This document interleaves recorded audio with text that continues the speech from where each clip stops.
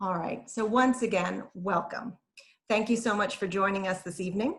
Before I introduce this evening's program, I wanted to state that the library recognizes that the topic that we are discussing tonight is a complicated one.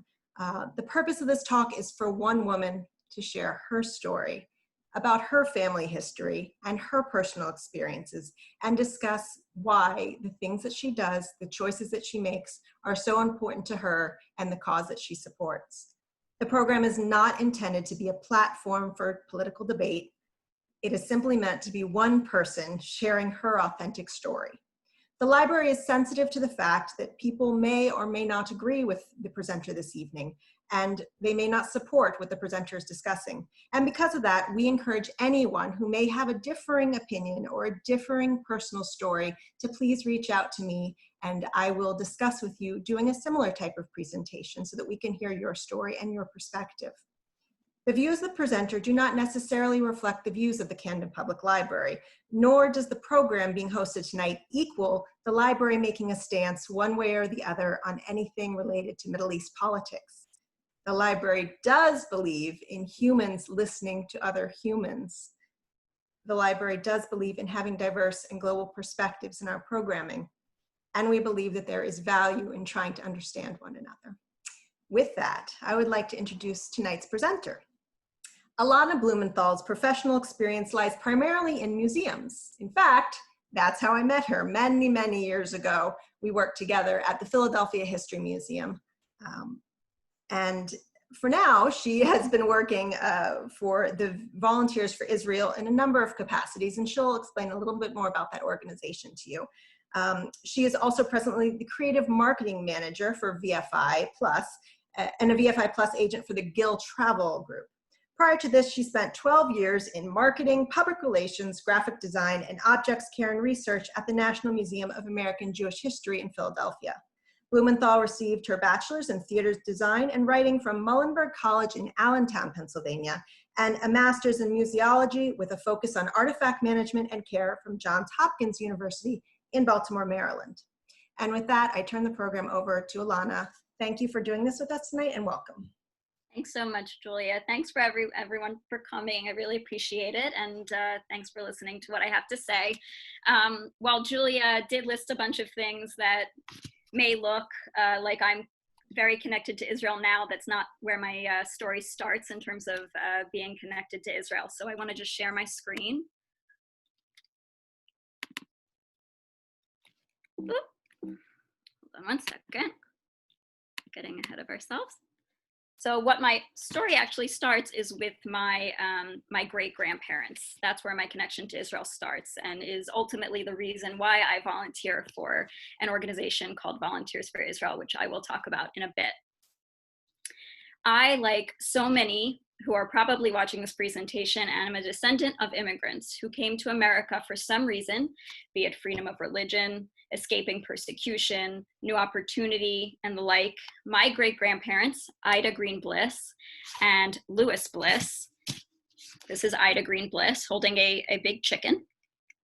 And this is her husband, Dr. Louis Bliss, my great-grandfather. They came here separately at the start of the 20th century as Eastern European Jewish refugees fleeing religious persecution by the Tsar in Russia in the form of pogroms. For those who may not know what pogroms are, they were organized massacres, torture, and rape of an ethnic group in particular, and in this case, the Jews in Russia and Eastern Europe. It also included mass destruction of property, including holy sites like synagogues. I'm sure a lot of you have seen Fiddler on the Roof. This is a good way to bring it into perspective. If you've seen the wedding scene where there's an attack and there's flames and people are screaming, that's a very watered down Hollywood version of what a pogrom was. Having gone through religious persecution in Eastern Europe and fleeing to America, they were met here with their own trials and challenges. An example I always like to give, a story I tell, is that my great-grandfather Louis and his brother Herman both aspired to be physicians. This is my great-grandfather Louis. However, due to Jewish quotas and quotas in med school, they each settled for the related fields of dentistry and optometry, respectively. So you can see here my great-grandfather, and here's his commencement, a book that we recently found in the family. Very good dentist, but did want to go to medical school. But many organizations, companies, vacation destinations, restaurants, schools, you name it, were closed to Jews and stayed this way for many, many years. Even with this, my great-grandparents were very proud Americans, and they appreciated the freedoms that they were given in this country. Here you see my great-great-grandfather's certificate of naturalization that he received when he was 41. And if you take a look, I hope you can see my cursor, you can see my great-grandfather, Lewis, right here at 18 years old. And I want to mention that my great-grandparents and their families did lead very American Jewish lives. I'm sure a lot of you know what that looks like today. This includes eating Jewish food, celebrating the holidays together. This is an example of my family sitting together a very long time ago. This is my grandmother when she was younger, and my great-grandparents. So this was not yesterday, but they always came together for Passover Seders, which commemorate and tell the story of Jewish exodus from Egypt. So even being American Jews, they did many things in their Jewish daily lives, not always religious, but it connected them to being American Jews and to the people in Israel, or the British Mandate at the time, who they knew were doing the same thing at the same time. And also I wanted to say, I think probably that chicken in that first slide wound up in some chicken soup. I would bet you on that, and I do not bet on anything. This is a little on the sad side, but this is an obit announcement in a Yiddish newspaper for my great-great-grandmother. This says, Glika Bliss. So as many American Jews at the time, both Yiddish and English were spoken in the home, Yiddish being the Jewish Eastern European and Central European language that's a combination of really German and Hebrew. So you can see that this death announcement was for my relative in a Yiddish paper. It's written in Yiddish, but they also grew up speaking English because, as I said, they were proud Americans. But although they were proud Americans, there was always this dream. There was this hope that one day in the not so distant future, there would be a place where our people, the Jews, could go and not be rejected due to immigration quotas, education quotas, and blatant anti-Semitism, a lot that we still see today, unfortunately. There was a country sort of waiting to be born that would be a safe haven, that would protect them, and from where they would never have to flee because they had just fled. This turned out to never be more important during World War II, before, during, and after the Holocaust, when Jews were turned away from so many places and had nowhere to go. And many had to be sort of kidnapped into Israel by Jews there because they weren't even allowed to come ashore. So this was a dream, this was a hope that so many American Jews and Jews of the diaspora, meaning outside of Israel, had for thousands and thousands of years since we were dispersed around the globe. And in fact, the name of the Israeli national anthem, which is Hatikva, actually translates to the word hope. I want to note here that this song, Hatikva, was not written when the modern state of Israel was officially established in 1948, but in 1886 by Naftali Herz Imber. He was a poet from Galicia, and the song speaks to thousands of years of the Jews being in exile from their homeland and a hope to return there once again. So you can see there was this hope even before the state was established. So all of this to say that my great-grandparents were Zionists. And I thought it might be important to define Zionism for this group. So Zionism is the national movement for the return of the Jewish people to their homeland and the resumption of Jewish sovereignty in the land of Israel. Since the establishment of the modern state of Israel in 1948, Zionism has come to include the movement for the development of the state of Israel and the protection of the Jewish nation in Israel through support for the Israeli Defense Forces.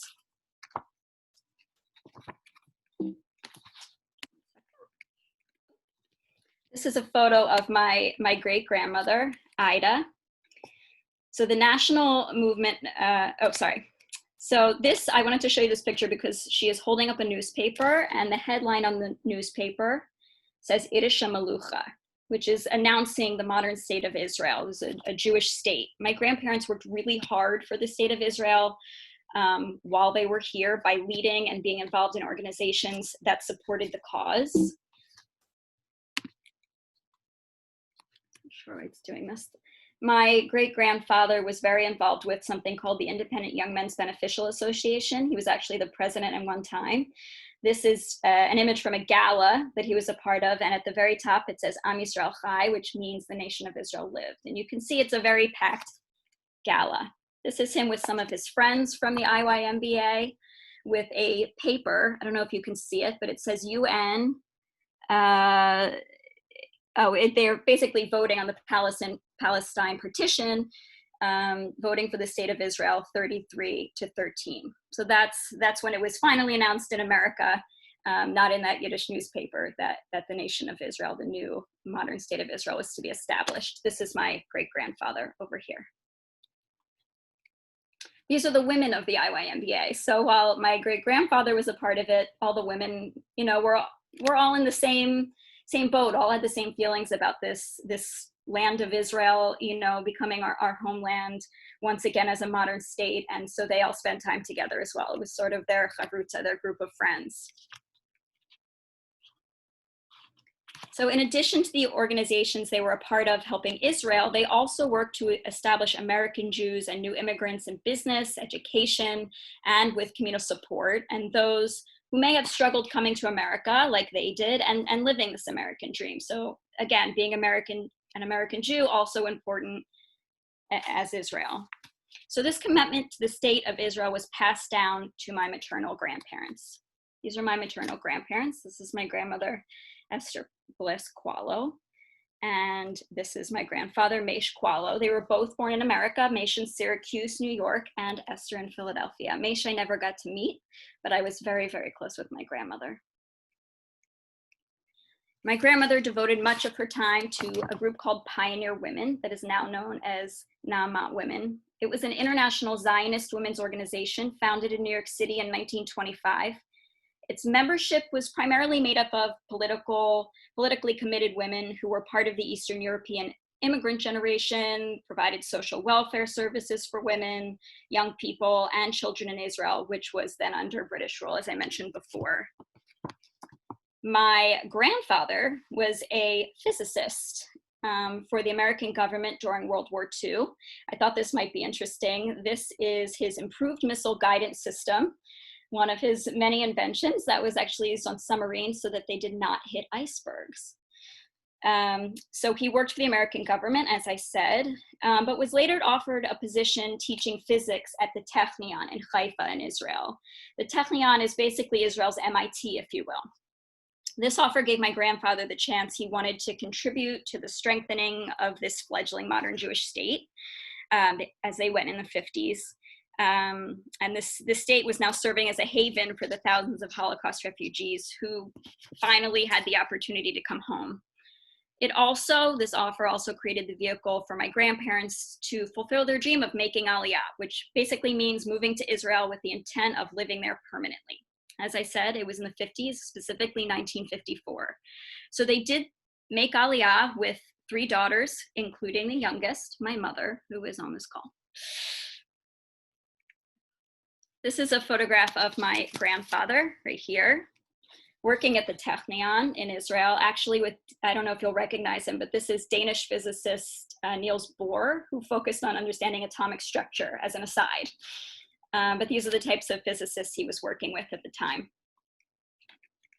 This is family. These are my great grandparents and my great aunt saying goodbye when they went to move to Israel. You can see the boat says Yerushalayim in Hebrew, which means Jerusalem in English. And this is an image of the family. This is my mother, my grandmother, my grandfather, my mother's sister, Debbie, and Judy. And it says, I know you'll notice these words, it says dugma, which is Hebrew for example. So we're guessing this was a proof taken in Israel when they lived there. Here's a second one. So life in Israel was not easy in those days in the modern state of Israel. My family really endured a lot of hardships and deprivation as part of this new fledgling state. But they made it work as long as they could. They eventually had to return to the US for unfortunate reasons, including an extreme family emergency. But returning to living in or supporting the state of Israel was always paramount in my mother's home growing up in the years that followed. And my grandmother eventually, as you can see in these pictures, was able to return in her early 60s, and she lived there for 20 years in a city known as Netanya, or called Netanya. These are two of her closest friends. This is Rishik and Judith, and I'll bring them up in a little bit in the next couple pictures. So my mother, Leora, right here, grew up with this love for Israel just like her parents did before her. And although she lived in America, she was sent to a Jewish high school, just as I was sent to a Jewish elementary school. And I want to go to the next one. She traveled to and from Israel, volunteering her time on places like kibbutzim. Just to explain, a kibbutz is a type of settlement which is unique to Israel, where it's sort of a collective. Everyone has the same, everyone does work, you work the land. It was really prominent when the state of Israel was being formed, making the desert bloom. They still have them today, but they're a bit different. So she spent basically her whole year in high school saving up all of her money so that she could get a plane ticket, go to Israel, and stay there. And this person she's in the photograph with, Tal, is actually the son of those two people my grandmother's friends with. And what's so nice is that now, when my family goes back to visit, we actually spend time, Judith recently passed, but we spend time with Tal and his children. And so it's really passed on to the next generation. My mom also did volunteer with teaching young children at a preschool in a poverty-stricken area. But all of her money basically went to Israel. I didn't put this in at first, but I think it's really important.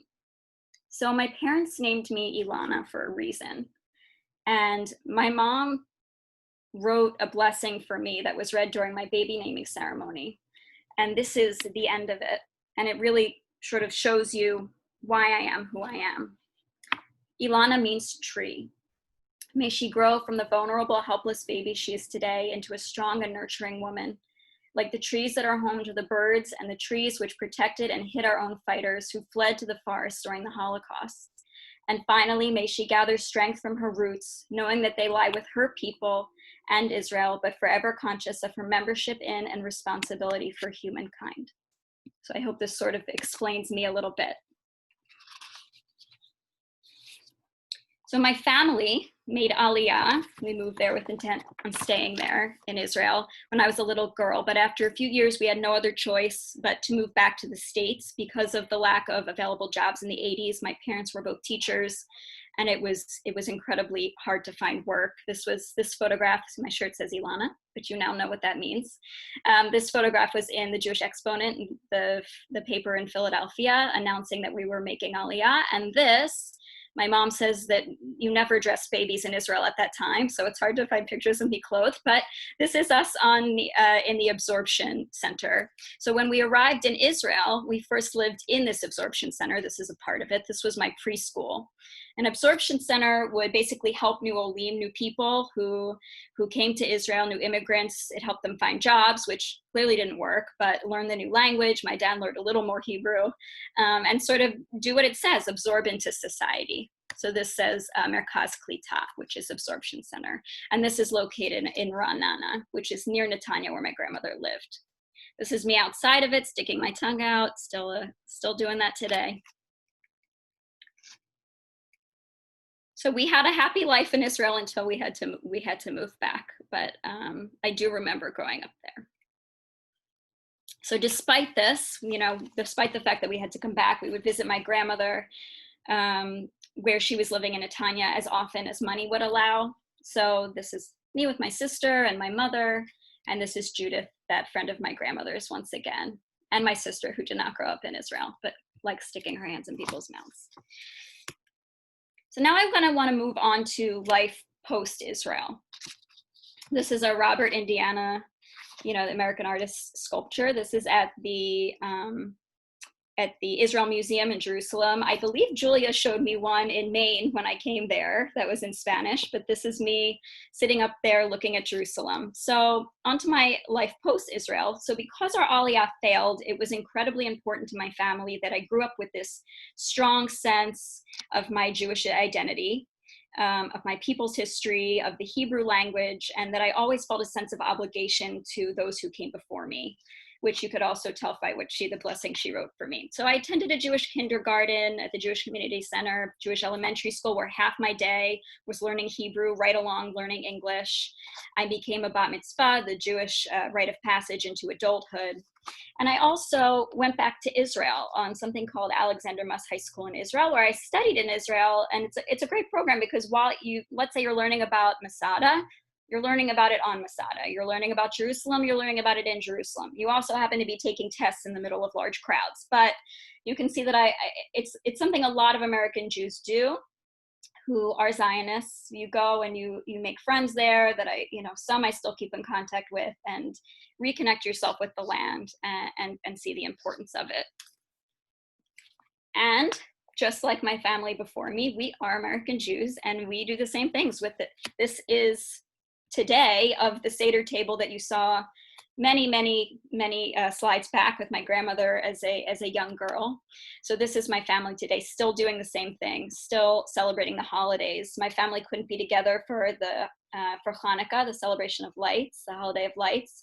So my parents, we did this over, I think this was over FaceTime. Just like we're doing Zoom now during the pandemic. My sister's in Portland and my parents are in the suburbs, but we find ways to connect with each other and keep the traditions going. These candlesticks that we use on high holidays, special occasions, were actually carried over from Russia by my great-great-grandmother, and I think they belonged to her grandmother. So we always try to keep our ancestors and our past. There are pieces broken off, but that's just part of the story. And I honestly couldn't do this presentation with showing my mother's chicken soup, or she'd kill me, with what we call knedlach, or matzah balls, and challah, which is the traditional bread we eat. So as I said, every few years, my family goes back. This is just a picture of my dad and my sister and me with my very favorite meal in Israel, shoko b'sakit. It's basically chocolate milk in a bag, but you can see that everything continues on. So now onto myself now, what I do as a Zionist now. I have chosen to spend my life dedicated to the state of Israel. I am constantly defending Israel against false information that's in our world, whether I'm at a rally or when I was at the Jewish Museum and someone came in with false information, or I watched the news and Israel was attacked, but instead they showed that Israel was fighting when really it was just retaliation and trying to protect itself. As I said, I worked at the Jewish Museum. I was part of the Jewish Film Festival and do travel there. But something was always missing. When you grow up in Israel, you are automatically drafted into the army, which I'm sure a lot of you know, after high school at the age of 18. So you take this break, you go to the army, you travel around the world, and then you go to college. So this is something that you look forward to. It's not that you're dreading it. You're looking forward to it. Your family is proud of you. And this is something that I never got to do until Volunteers for Israel. So I found out about this opportunity to hands-on help the soldiers, not just write a check like so many people do or support them by writing a letter from the US, but really working with Israeli soldiers in any way I could to preserve something that, as you can see, has been so meaningful to me and to my family. So just to give you an idea, what VFI actually does, this is part of my uniform, it maintains the readiness of the IDF to defend Israel, because we need to be able to do that at a second notice. It allows the IDF to allocate more of its scarce financial resources to essential military tasks, because you're working for free and you're helping. You're boosting morale within the IDF, which I'll explain in a bit. And it really makes you an informational ambassador for Israel when you return home. And this is something I know some of the people on this call have been on the bases with me. We're all ambassadors now. It's really the way we get the word out that help is needed. I also wanted to give you a little bit of background on VFI. So the program began in 1982 during the first war with Lebanon. There were Israeli farmers in the Golan Heights in the north who were faced with the prospect of losing their crops and their businesses because all able-bodied men and women had to go and fight. So this Israeli general, Aaron Davidi, he was a war hero and former head of the IDF paratroopers and infantry corps. So he sent emissaries. He had this idea, let me send emissaries to the US to recruit volunteers to come to Israel right away, harvest the crop, save the economy. And more than 600 volunteers responded immediately and did what they were there to do. And they had such an amazing experience, and the Israelis were so thankful that they actually organized in the US and eventually in other countries as well, and formed regions across the US to come back every year and help. So since 1982, thousands of Americans have signed on to do this civilian work on the IDF basis. Roughly 1,200 Americans each year join thousands of volunteers from more than 60 countries around the world. Some of these people are first timers. Some, I can't even tell you how many times they've gone, 20 years plus. So I also I thought it would be good to sort of explain what I did on these bases. So I myself have done Volunteers for Israel 3 times, twice with my sister Dina, and the last time with the VFI Plus Archaeology group, which I'll explain later, from Guild Travel, where I work and that I help to lead. So just a note, the work that you're doing is not combat work. You're doing non-combat work, civilian support tasks with a logistics unit, alongside soldiers and different base employees. And what's so interesting is that we go in and they're thinking, okay, these people don't have to be here. They might not work so quickly.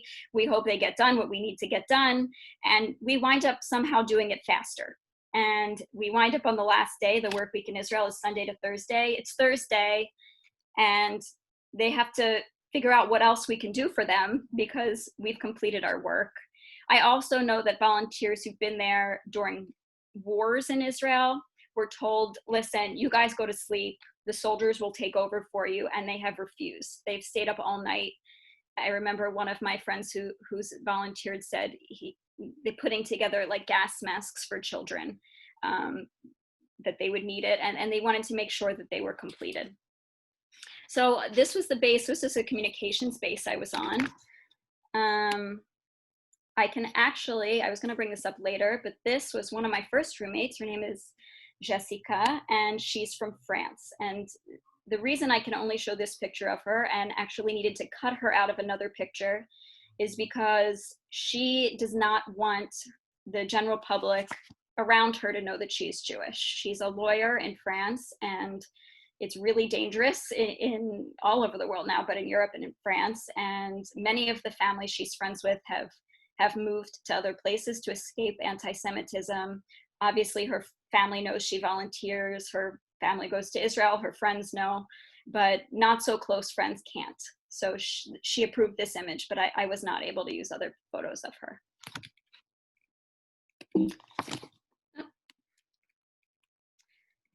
So I also worked on a medical base, as I mentioned a little bit. On the medical base, I packed first aid bags, threw out atropine that was expired, any drug you can think of. We made sure that it was packed in the right position, in the right place, that it was not going to expire, that nothing was torn, the bandages were intact. Basically, everything had to be in the right place. We had to be very careful.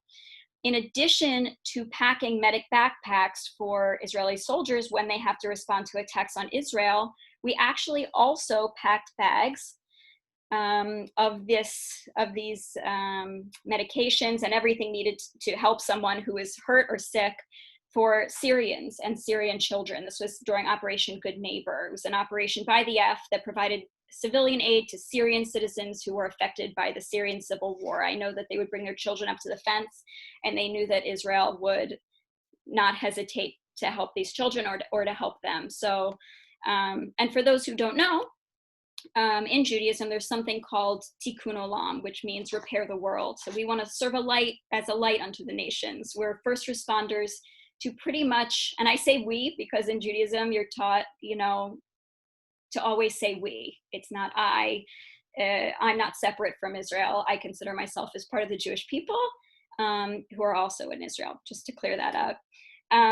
So we're always the first responders when there's a national disaster, possibly due to Israel's history, understanding, empathy of this tiny country. It's known to be a first responder with humanitarian aid. Teams from the IDF Medical Corps and Homefront Command provided rescue, medical services. Just some examples: the earthquake in Turkey in '99, earthquake in Haiti in 2010, typhoon in the Philippines in 2013, and earthquakes in Nepal in 2015.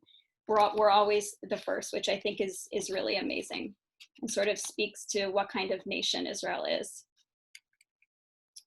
These are more pictures of the bags that we worked on. I can't show you all the pictures I'd want to because for security reasons, but I can show you these. So a question I get often is, do they really need you? Do they really need you, Ilana? Are they just, making up jobs for you to do so that you feel like you're helping Israel or you're helping the army? And I can tell you the answer is no. While we don't always know sort of how urgent or important some jobs may be, the IDF does know how important they are and how timely they are, and I'm there to do whatever's needed. When you go, you don't know what base you're going to wind up on. They do this for security reasons. They do this to find out what bases need someone right away at that time, and we're sent. So one example of not knowing why you're needed, when you're needed, or why you're doing what you're doing is, I can use this Air Force base that I was on this past September as an example. So in this group, we organized emergency equipment. My group worked tirelessly, I can tell you, cleaning out, sorting, organizing, and preparing gear in this structure that held all this emergency equipment. The last time that the soldiers went in, they have to be able to grab everything and run to defend themselves. And it wasn't in working order for the next time that they had to go out. So we worked on uniforms, canteens, some were broken, rations. We made sure the bulletproof vests were repackaged and ready to be grabbed at a moment's notice. And we didn't know, what we didn't know was that shortly after we were done working, maybe a few days later, maybe a week, the Air Force actually needed to respond to an attack. And what we did, I can say most definitely led to the efficiency of the Air Force's response time. So however little it was or how menial the job seemed, we helped the Air Force. And what's interesting is that the soldiers that we were working with at that time were on something called miluim, which is really reserve duty. After you're done being an Israeli soldier, you're still considered in the Israeli army and the reserves, and you're called up to do some work, and they needed this to be done right away. So they called up the people in charge of us to get this job done with volunteers. Here are two of our leaders of each VFI group has two leaders. They're called madrichot. And not only, they're usually two young women, usually 18 years old, 19, 20, and not only do they help us know what to do and help us if there's an issue with the barracks or something like that, but they also help because, again, we're a team. No one is more important than anyone else. We're working toward a common goal. I also do want to note that while we were on this Air Force base, sirens did go off, and I did see missiles in the air flying toward our location. We had about 15 seconds to run into a bomb shelter. Now, keep in mind, I was with people from my age. I think I was the youngest, 38, to, I want to say, in their 70s. If you're on this call and I've offended you, I'm sorry. But, someone tripped and fell. I had to make sure that people got in there. Our madrichot had to make sure. And these sirens went off all through the night. And it sort of, this program, let's say you just hear about the program, you're not in Israel, you hear that a bomb went off, it means something to you, but you're not running.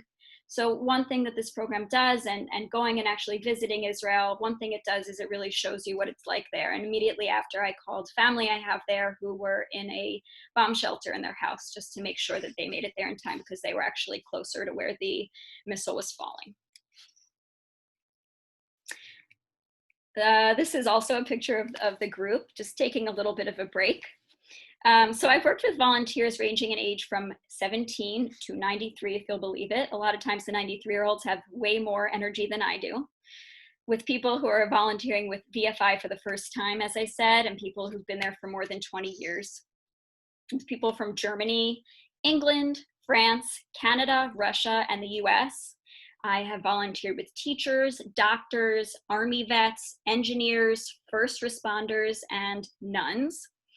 I've worked with Druze soldiers, Arab Israeli soldiers, lone soldiers who have, you know, gone to Israel with no family from other countries. They didn't have to serve, but they went to serve, and with Jewish Israeli soldiers.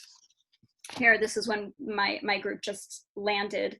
This is our madricha, and these are just various members of our group from different countries and different states.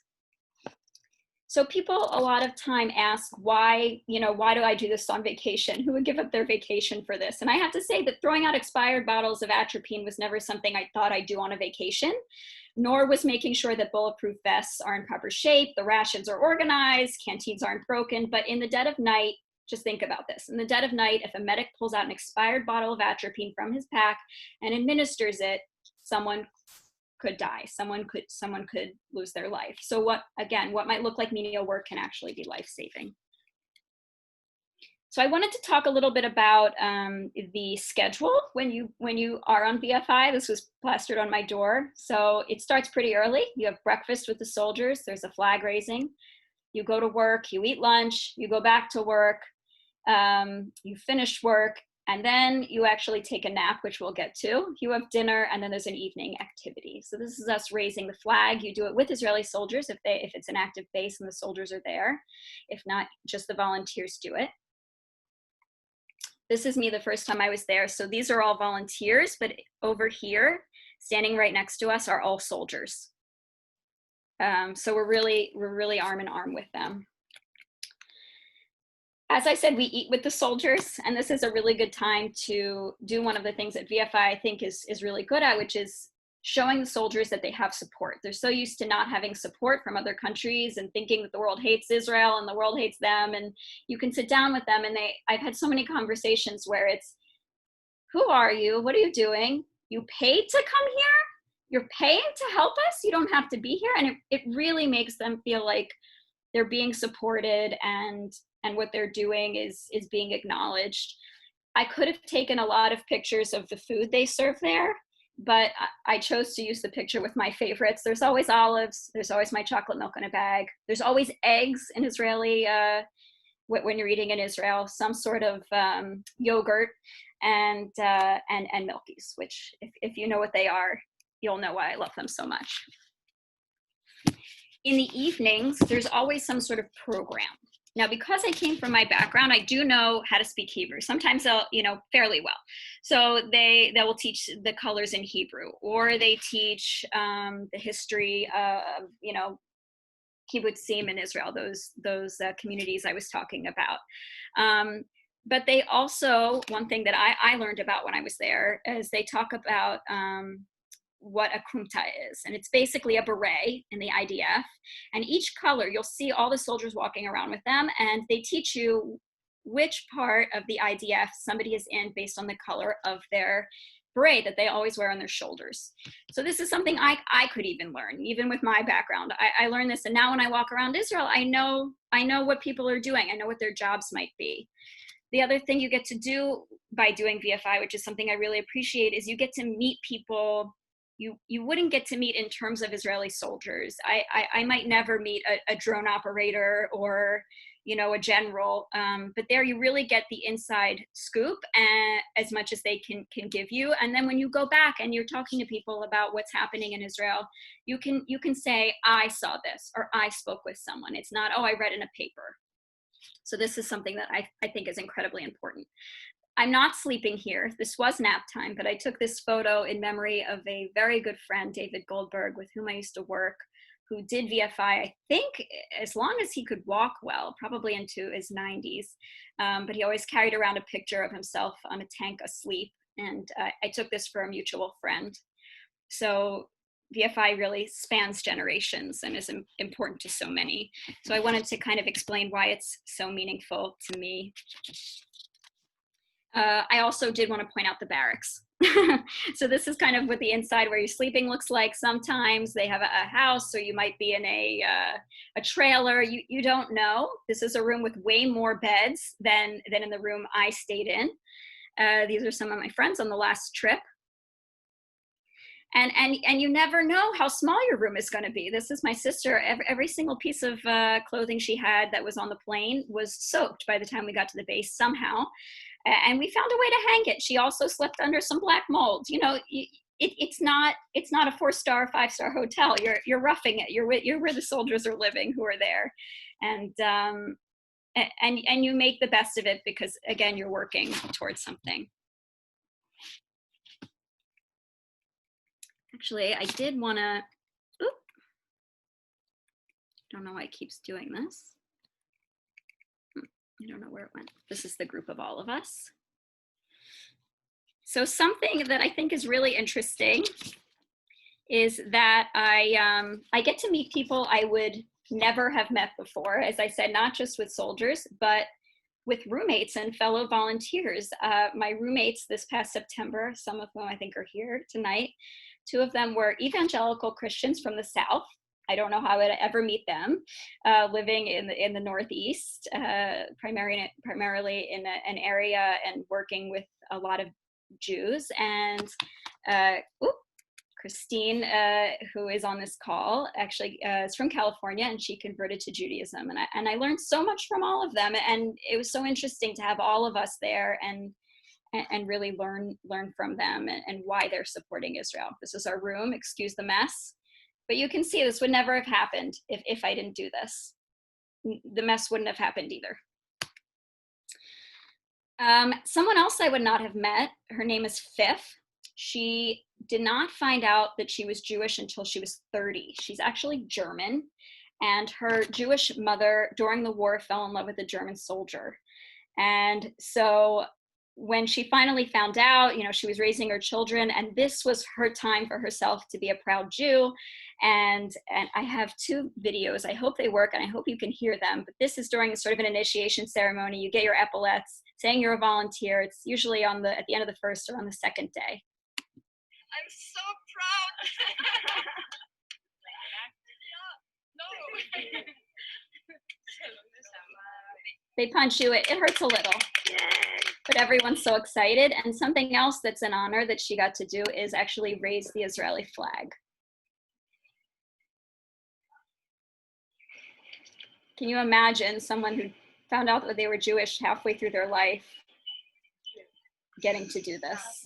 It's really heartwarming. And I'm sure she'll remember it for the rest of her life. So in saying, you know, I'm so proud. Let's try to go to the next slide.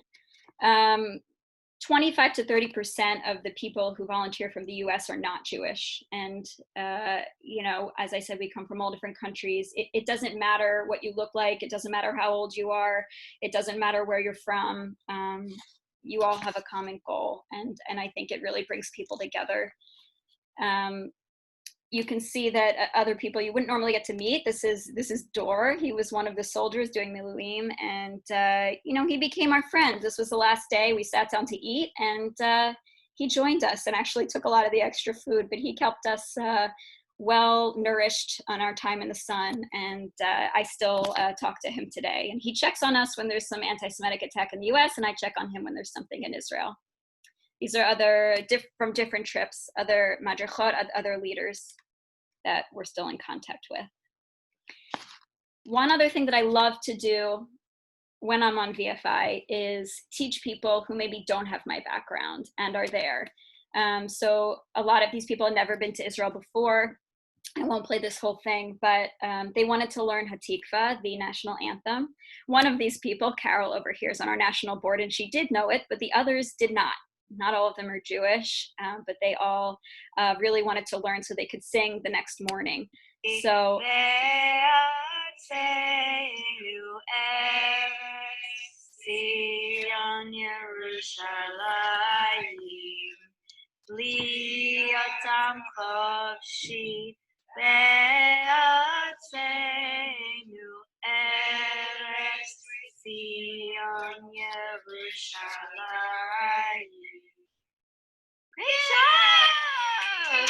That was awesome. So this is something I get to do, you know, and it's now they leave with one more thing that makes them proud. And lastly, I like to do it because I get to do it with my sister. We have a lot that we don't have in common, but one thing we have in common is our love for Israel, thanks to our parents and our grandparents. And I'm not as sporty as she is, but we do get to do this together. And then they always show you some form of appreciation for your volunteering. And it does make you feel good, but you actually know that you helped. So on to how this sort of translated into what I do. This is, what I do on a daily basis. So as Julia said, my background's really in museums, but once I left the Jewish Museum, actually, unfortunately, because the head of it was not very pro-Israel, I started working at Guild Travel with Jewish Heritage Tours, and I knew that Guild Travel was working with Volunteers for Israel and forming tours for people that maybe hadn't been to Israel before, wanted to go, wanted to be able to tour Israel with a group and volunteer and not have to worry about anything. So there was somebody else handling those tours when I got there, and then someone heard that, because I always talk about it, that I actually have volunteered on the bases, and I was the marketing manager, but they said, hey, can you do our VFI Plus programs? Here's Steve Plotkin, who I work with on a daily basis, who's on the national board and is in charge of all of this programming. And we have 2 programs that I send people on every year. One of them, you get to volunteer on a base for 1 week. You volunteer on an archaeological dig for 1 week, and you travel around Israel with a private guide. That's VFI Plus Archaeology. And the other one is VFI Plus, where you volunteer for 2 weeks on an IDF base, and the rest of the time is traveling around Israel. So I understand if I didn't have family there, if I didn't have friends, I don't think I would want to go alone for my first time. So just some pictures of what they get to do in terms of traveling. I'm hungry now. And just getting to know each other and know that they're going to be on the bases together. It's a great way to build new friends.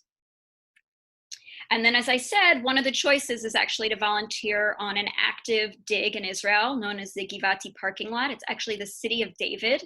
And it's a collaboration with Tel Aviv University and Israel Antiquities Authority. And we're working with various archaeological students and the head, Yuval Gadot, the head of archaeology at Tel Aviv University. This is not him. This is one of the people who's studying archaeology. And you get to go to places that others don't.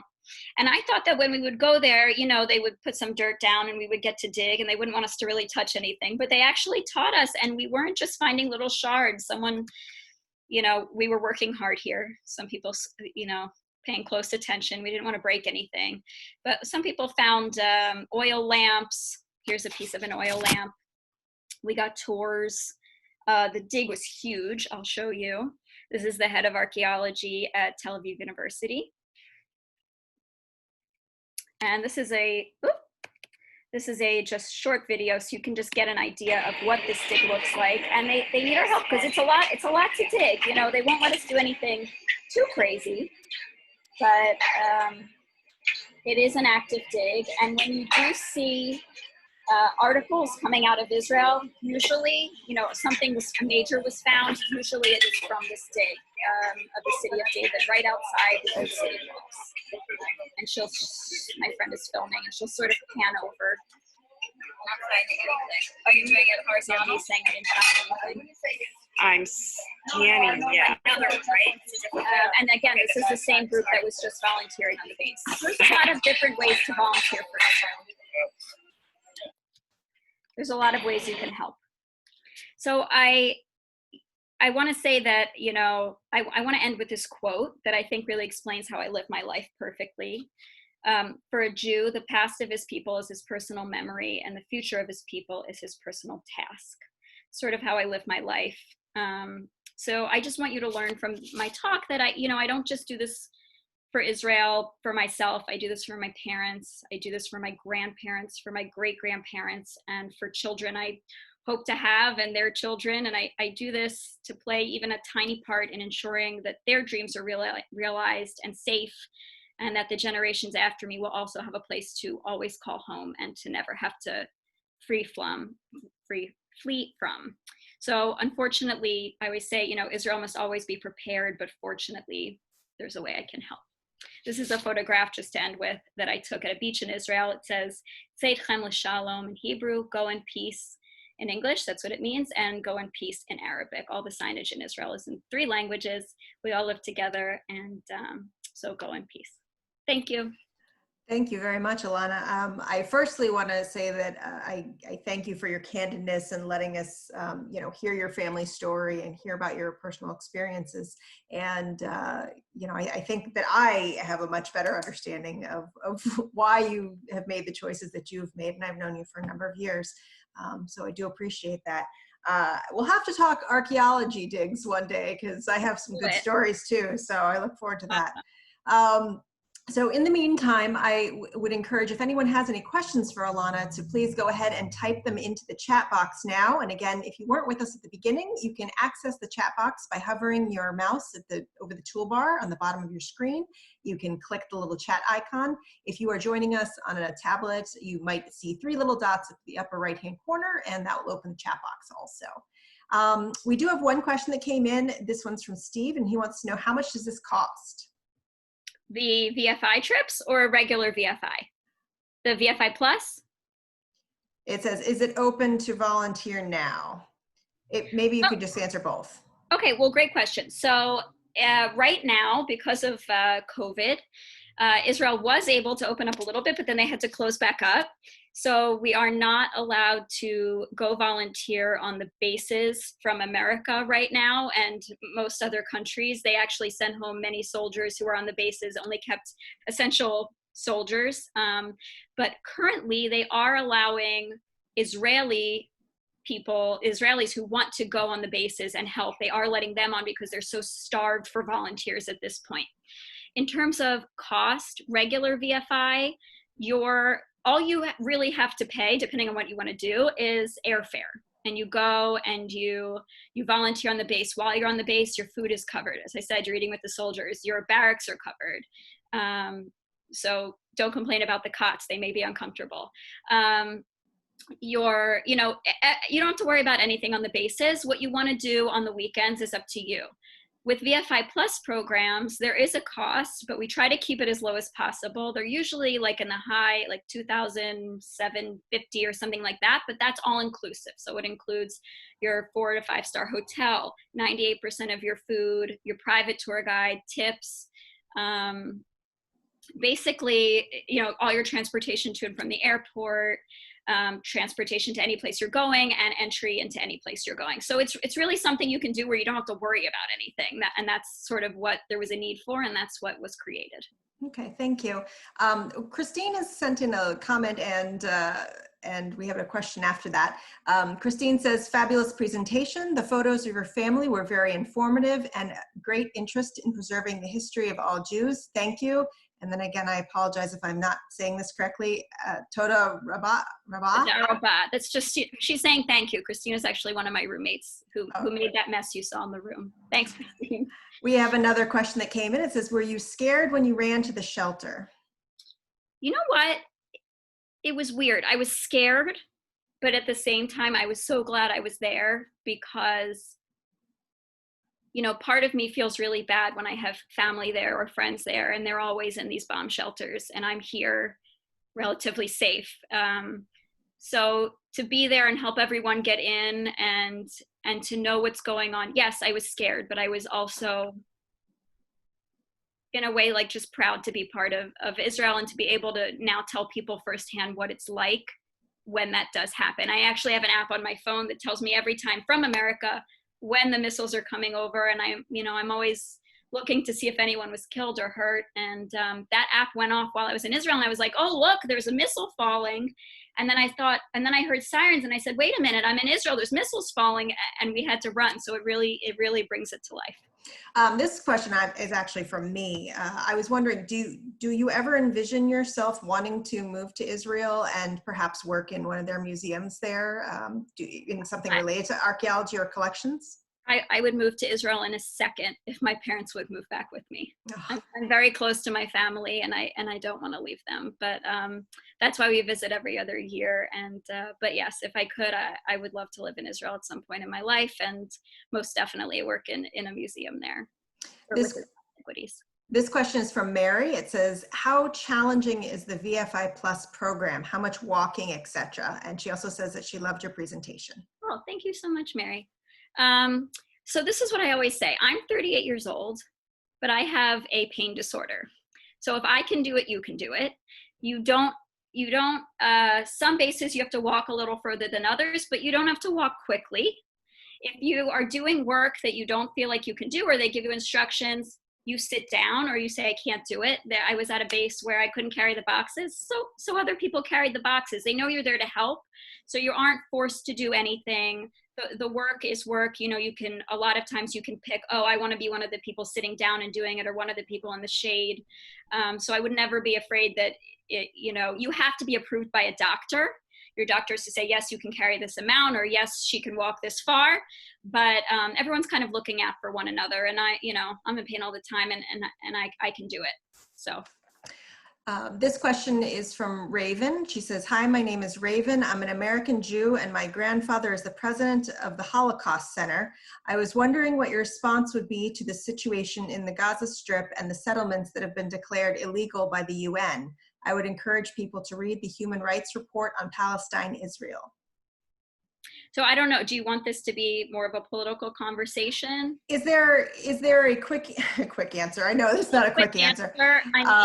In terms of what's happening in Gaza, unfortunately there are innocent Palestinians who live in Gaza, but they're unfortunately being controlled by a terrorist organization, and Israel is constantly sending humanitarian aid over there, and people from Gaza, when there is an attack, they're brought over and taken into Israeli hospitals, or not an attack, but when we're retaliating. And the Israeli army is incredibly moral, and so they're not just dropping bombs. Hamas tends to hide their bombs in schools and places where they know the Israeli army won't hit, so they can keep them. And we're very careful not to, we know, like for us, every human life counts, and we're very protective of that. I don't know if I should speak to the UN stuff. Right. That's kind of a longer conversation, but sure. That's the deal with Gaza. This question, or this is a comment and a question from Oliver. He said, very interesting presentation, and you answered a little bit of it already because he was asking about your thoughts on the Palestinians. He wanted to know, did you ever visit Palestinian cities in the West Bank or in Gaza and meet with Palestinians? And then there's a second part of the question that says, how do you think Israel will move forward, specifically touching on Palestinians? So, okay, these are a few questions. Yes, I have met Palestinians. No, I have not met them in Palestinian cities because it's actually quite dangerous for Jews to go into those areas. While Palestinians can live in Israel and move around, and I'm on buses and there's Palestinians in the bus, and I'm on the beach and we're next to each other and we're playing music, it's not like that if Jews go to the Palestinian areas. So I don't go into them, but I have interacted with them in the old city in Jerusalem, on the beach, like I said. I have some Palestinian friends, things like that. And what was the second part of the question? How do you think Israel will move forward, specifically touching on the Palestinians? I mean, it's hard to say. And I do want to say, Israel's not against Palestinians, we're against terror. And there were so many times throughout history that we've tried to create a Palestinian state that recognized Israel as the Jewish state with Jews in it. And unfortunately, the leadership does not agree with that. And all of the peace deals, in exchange for land or whatever that we have done or tried to do were rejected, unfortunately. And we can't have a separate Palestinian state that doesn't recognize the state of Israel or let Jews live there. So I don't know what will happen. I mean, everyone in Israel and outside of Israel wants peace, and I hope something can be figured out, but we can't do it without risking the security of Israel and its citizens, since this is the only place we have in the world. Raven was clarifying a comment she made earlier. Just wanted to mention that the Holocaust Center that we were referring to, or that she was referring to, is in Augusta, Maine, I'm guessing. Oh, honey, I didn't know there was one there. Yes, there is. I may have to visit you and go to it. Jan is making a comment, and she's saying, Ilana, such a wonderful presentation. Great job. I love it. Very informative. Thank you. Steve has asked, do you need to know Hebrew to enjoy Israel? Great question, Steve. No, you do not. I would say, God, I don't know what percentage, but so many Israelis speak English. Maybe the older ones don't as well, but I'm lucky in that my mom is fluent and I can get by there without a problem. But a lot of people do ask that in terms of volunteering on the bases, and the answer is no, because even if the soldier is telling you what to do, don't speak English that well, either someone like me will be there with you and will help translate, or, you know, or your madrechot, those two usually women who are helping you who are soldiers will speak English. So it's definitely not a requirement, but you will leave there knowing more Hebrew than when you came. Okay, we're going to wrap up real quickly. There was 2 more items that came in. One person's mentioning, I know a young man whose job it was a paratrooper, was to jump into residential areas in Gaza and pull civilians out to places that were to be hit. Yeah, this is the part of the whole Israel as a moral army thing. So we don't, you know, maybe we had to hit that building because there were weapons or, you know, bombs underneath, but we didn't want to hurt the people. So we will actually risk lives. The IDF risks its own lives to take these people out before hitting the place. Okay, and I think this is our last one. It says, how do you feel about Trump's ardent support for Israel, knowing he's made anti-Semitic remarks in the past? This is also very political. Do you want me to go into this? You can decide. A lot of Jews do support Trump. I will say, I mean, I like what he has done. I don't know if he's done it for the right reasons. I don't know if it makes Israel look great because of who did it. I will say I wish that other presidents had done some of these things, presidents who were, you know, more widely liked by the general public, but I do respect what he has done for Israel, and I hope it's for the right reasons. Okay, we are getting a couple additional questions that are coming in. I will just ask the one last one. Again, if we don't get to your question and you would like an answer from Ilana, could you please repeat your email address that you would like to? So you can do my first name. I will also put it on the side. So it's Ilana, ILANA, Blumenthal, BLUMENTHAL @gmail.com. I'm happy to talk to anyone after it. Okay, yeah, and again, and if for some reason that email doesn't work for you, if you've misspelled something, you all should have my email address, because I'd be the same person who gave you the link. So you can always send it to me and I will direct it to Ilana and she can go ahead and answer you that way. And yes, our time is up, unfortunately. I know that there's a lot of different things that we could talk about with this, but again, I thank you for the candidness that you offered this evening and the window into your life and to your experiences. And as I mentioned at the beginning of this program, if there's anyone who has attended this program or who knows about this program who's interested in giving a different perspective, we appreciate humans listening to humans, and we would be interested in discussing with you hosting a program as well, and would of course encourage all of you to attend that program. And if you're interested in finding out about any and all of the programs that the Camden Public Library has, I encourage you to visit librarycamden.org. All right, Ilana, thank you so much for speaking with us this evening. I truly appreciate it, and I hope you have a wonderful rest of your night. Thanks so much. Thanks, everyone. Thanks. Bye-bye.